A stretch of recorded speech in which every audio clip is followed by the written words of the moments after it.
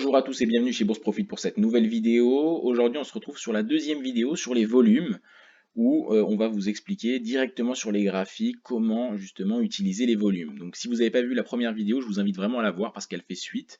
Dans la première vidéo, on vous avait tout simplement présenté comment fonctionnent les volumes, pourquoi faut-il s'en servir, qu'est-ce qui est cohérent de regarder ou non sur les volumes. Donc vraiment, je vous invite à la voir puis ensuite revenir sur cette vidéo-là parce que c'est tout simplement deux vidéos qui se suivent. Donc, on en avait conclu dans la dernière vidéo que en fait, les volumes permettaient de montrer l'intérêt ou alors le désintérêt des acteurs du marché sur une période donnée et sur un actif donné. Donc là, on va se retrouver sur plusieurs graphiques, sur plusieurs configurations pour voir ce qui est intéressant justement à retirer sur les graphiques. Donc, premièrement, on se retrouve donc sur une paire de devises, l'euro GBP, l'euro contre la livre sterling. Et donc ce sont deux devises européennes. Et donc forcément, ce qui va être intéressant, c'est de regarder quand il y a du volume et quand il n'y en a pas pour choisir des bons actifs et pour trader quand les opportunités sont là. Parce que ce qu'on voit un peu le piège du Forex, c'est que c'est un marché ouvert 24 heures sur 24. Donc forcément, on peut se dire qu'il est possible de le trader tout le temps. Alors, théoriquement, oui, mais dans les opportunités, c'est un petit peu différent. Leur GBP, comme je l'ai dit, c'est deux devises qui sont européennes. Donc forcément, les volumes et la volatilité va être présente durant la session de Londres, durant la session européenne. Donc si on y va la nuit, on va voir que les mouvements sont plus mous et en accord avec ça, des volumes plus faibles. Et donc là, pendant toute la session, hein, donc on voit déjà dès 8 heures l'augmentation nette des volumes. On voit voilà, une augmentation claire et nette des volumes à 8 heures.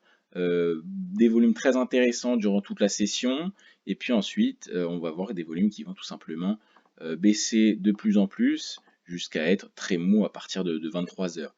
Et donc en accord avec ça, on voit vraiment des mouvements qui sont un range avec des très petites variations, et donc forcément pas beaucoup d'opportunités, et en plus de ça, les courtiers augmentent largement les spreads la nuit, donc c'est pas forcément très intéressant d'analyser ça à ces endroits-là. Donc nous, ce qui nous intéresse réellement, c'est de regarder des volumes qui vont être intéressants, hein, pour justement à nous donner des opportunités dans nos signaux qui vont être en accord avec ça. Donc voilà, en fin de séance boursière, les acteurs vont quitter un petit peu les écrans, et forcément, il va y avoir une diminution logique du nombre de transactions, et c'est pour cette raison-là qu'on va avoir des volumes beaucoup plus faibles. Là, il y a plus de transactions, il y a plus d'opérateurs sur le marché, donc forcément, on voit des volumes qui sont beaucoup plus conséquents. Donc c'est pour ça que les volumes, hein, c'est une utilisation qui peut se faire en day trading. C'est une utilisation qui peut se faire voilà, en M15, comme là je suis. Ça pose pas de problème. Donc le volume, on voit un peu aussi également fortement augmenter avant la fin de la clôture, car les traders vont justement déboucler des positions. Donc ça, c'est quelque chose qu'on peut voir. Alors là, on ne le voit pas forcément bien. D'ailleurs, à 18 heures, ouais, on voit quand même qu'il y a une petite augmentation. Donc ça, c'est des choses qu'on peut également voir. Alors, pas forcément tout le temps, mais à l'ouverture, à la fermeture, on peut voir des petits pics de transactions, donc qui va être directement retranscrit sur le volume. Les day traders également évitent, hein, les overweek en général. Cela est donc visible sur les horaires d'inactivité sur le forex, par exemple la nuit, sur les paires européennes où les acteurs sont moins actifs. Donc on voit que le volume, hein, est vraiment en hausse au début de la séance. On voit vraiment voilà, une hausse régulière à partir donc de 8 heures, qui va se poursuivre durant une bonne partie de la journée. Et donc voilà, ce sont, comme je l'ai dit, deux paires européennes, donc c'est quelque chose qui est assez logique finalement. Les acteurs sont juste présents durant la session européenne et sont plus là pour trader ça. Donc voilà, on peut avoir une vision vraiment day trade des volumes, hein. Ça peut nous servir pour justement un petit peu regarder donc des opportunités plus intéressantes. Et même si on descend en unité de temps, excusez-moi, on peut également se mettre en M1 et voir des volumes si on se met à scalper.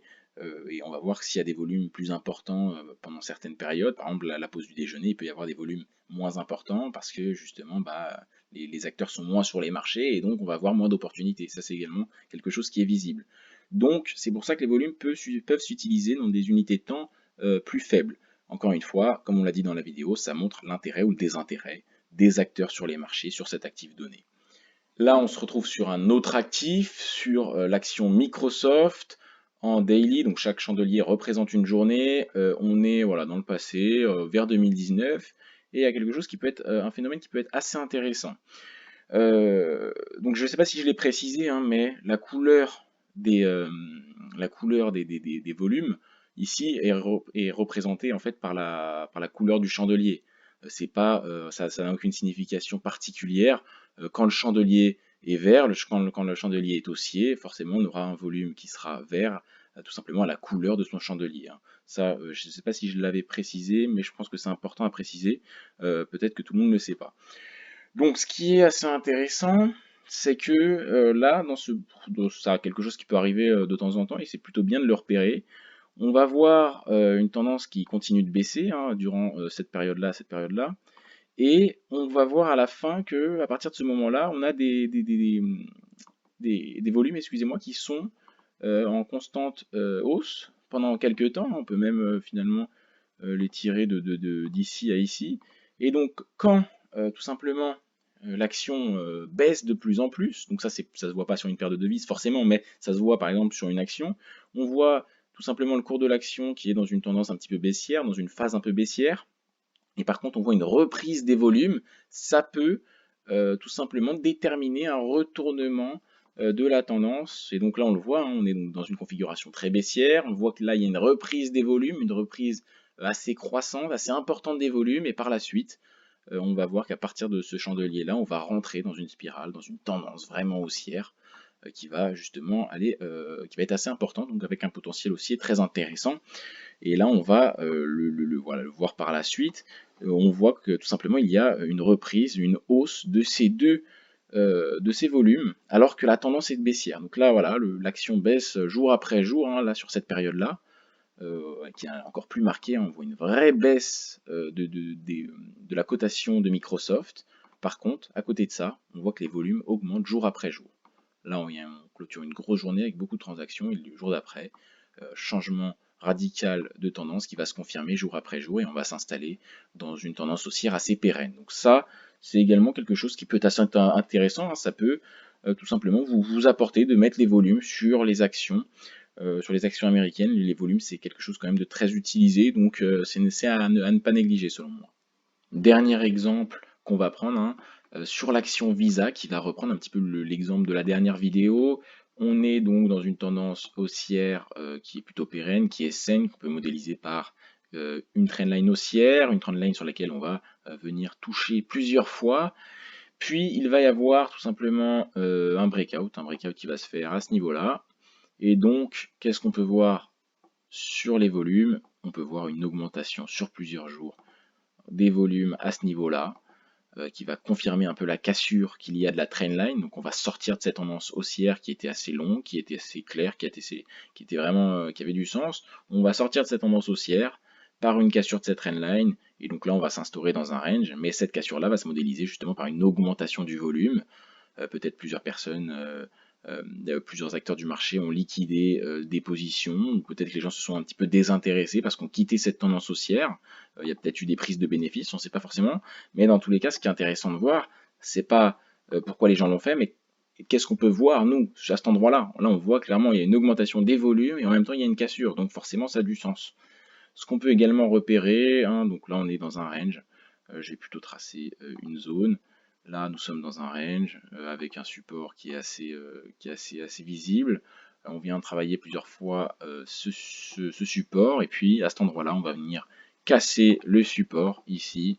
Et donc cette cassure-là va se modéliser par des gros volumes. Donc on va tenter cette cassure-là, puis ensuite il va y avoir une réintégration du range par la suite. Donc voilà ce que peut montrer les volumes, ce que peuvent mettre en avant les volumes, hein. À chaque cassure, on peut voir que les volumes sont en accord, et donc forcément les volumes ont du sens quand on les regarde sous cet œil-là.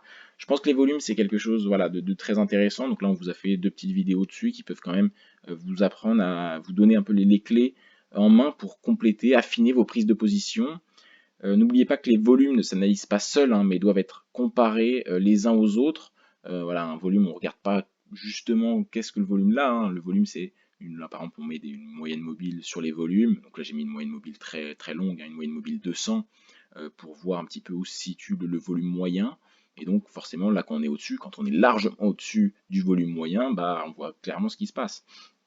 Donc voilà, c'est ce qu'on peut dire sur les volumes. Ça peut nous montrer également d'autres choses, on ne va pas rentrer dans tous les détails, mais les volumes peuvent également nous montrer, nous faire connaître un petit peu la liquidité d'un actif. C'est valable sur les actions, mais c'est aussi valable sur les cryptos, hein. Donc voilà, il y a plein de manières de regarder les volumes. On vous a un petit peu clarifié l'utilisation et la compréhension des volumes. J'espère que ces 2 vidéos vous ont plu. Si c'est le cas, n'oubliez pas à les liker, à nous dire en commentaire si vous avez aimé ou pas. Vous pouvez vous abonner à notre chaîne, on sort plusieurs vidéos par semaine. On a également un Instagram, on est très facilement joignable. Et puis on poste également des astuces, des conseils sur Instagram, donc suivez-nous. L'Instagram est dans la description. On a un site également où on propose une formation gratuite de plusieurs heures, une formation qui est très intéressante pour justement l'initiation et les bases du trading. Merci de m'avoir écouté et à une prochaine vidéo.